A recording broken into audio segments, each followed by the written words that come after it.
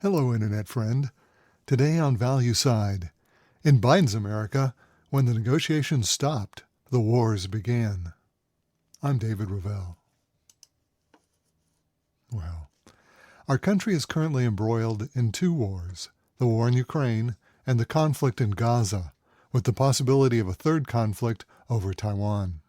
Fortunately, none of these battles currently involve American soldiers. However, each has the potential to widen into a global confrontation that would impact us all.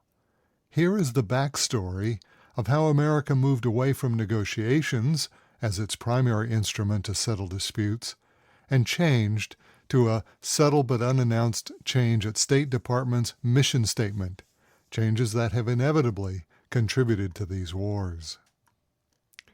Now, you may be as surprised as I was to learn that major departments within our government do not have a standard mission statement. For those who are not familiar with the term, a mission statement is simply a declaration used by most companies, and I thought all government agencies, to tell the world what they do. The ice cream shop down the street may have a mission statement like, "We make the world's best ice cream." You get the idea. However, things don't work that way in the U.S. government. Particularly at Foggy Bottom. That's the name for the U.S. State Department. The mission statement here seems to change nearly every time a new administration is elected.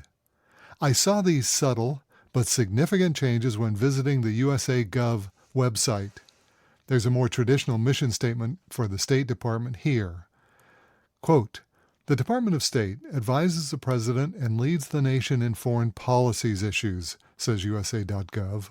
The State Department negotiates treaties and agreements with foreign entities and represents the United States at the United Nations. Unquote, USA.gov. Notice that all-important word, negotiates. That's what diplomats do. They negotiate. It's the time-honored method that rival countries use to avoid war. We've quoted Clausewitz before. War, quote, "is the politics by any other means." In this traditional view of the State Department, negotiation is one of, if not the, chief duty of our country's diplomats. Under then-President Barack Obama, State added a very provocative preamble to the mission statement. Quote, "Diplomacy is an instrument of power. It is essential for maintaining effective international relations and a principal means by which the United States defends its interest, responds to crises, and achieves its foreign policy goals. The Department of State is the lead institution for America's diplomacy. Its mission is based on the Secretary of State's role as the President's principal foreign policy advisor." Unquote, the Obama Department of State.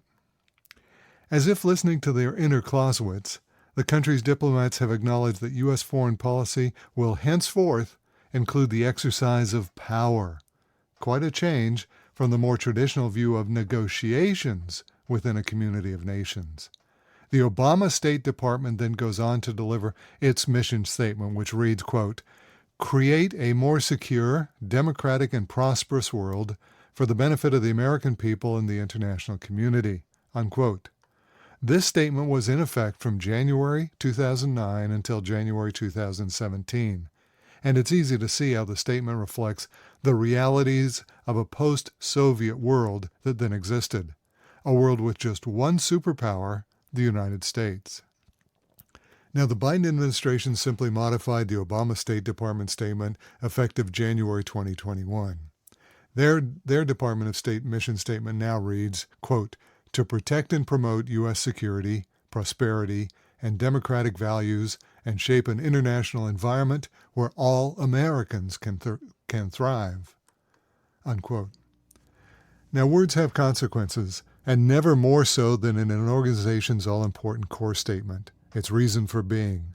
If you're like me, these opening words sound remarkably similar to the mission statement of the Department of Defense. Its mission statement incidentally reads, "To defend the security of our country." Both government agencies focus on either protecting or defending our security.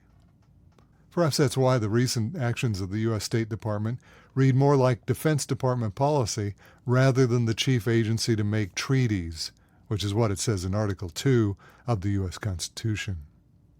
This may also be why we find ourselves embroiled in countless wars instead of reaching multinational agreements or any treaties.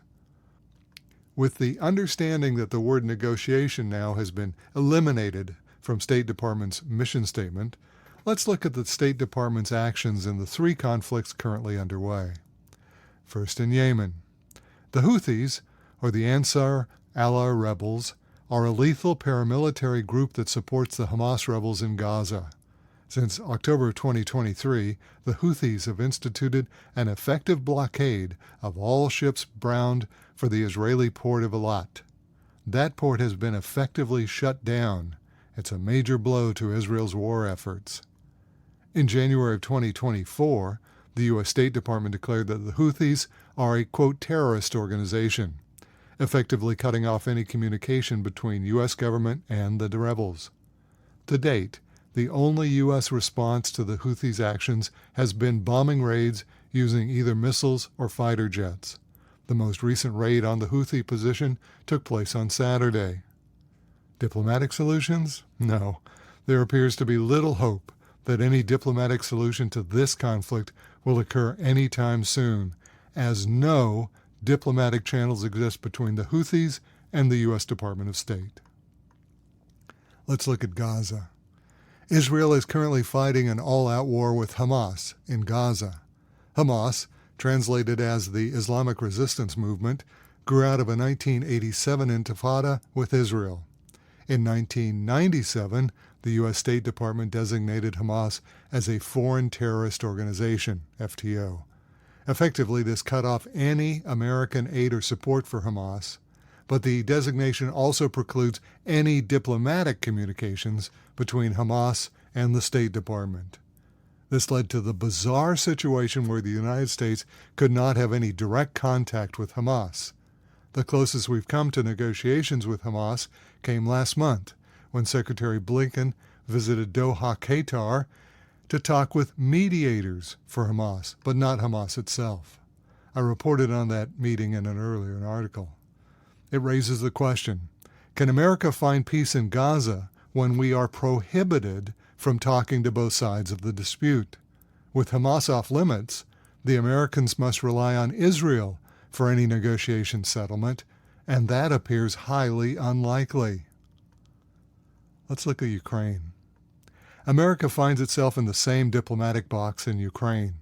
Immediately following the Russian invasion in February of 2022, all communications between Presidents Biden and Putin were severed. That left negotiations in the hand of the Secretary of State, Antony Blinken. But Blinken was, if anything, less inclined to call his counterpart than the two presidents were. The two principal diplomats spoke for the very first time nearly 2 years into the dispute when they found themselves at the same G20 meeting.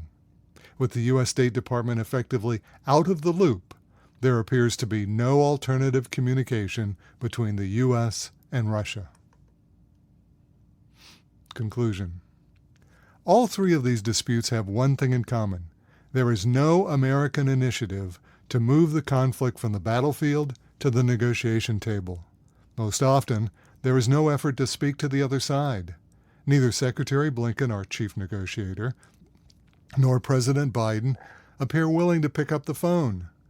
While America talks to its allies, Ukraine and Israel, there is almost no communication with their opponents, Russia, Hamas, or the Houthis. Is it any wonder that in the natural progression of things, war became inevitable in all of these disputes?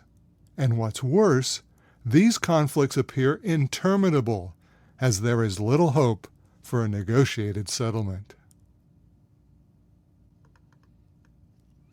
And that's today's Value Side. For all of our articles and references, visit valueside.com.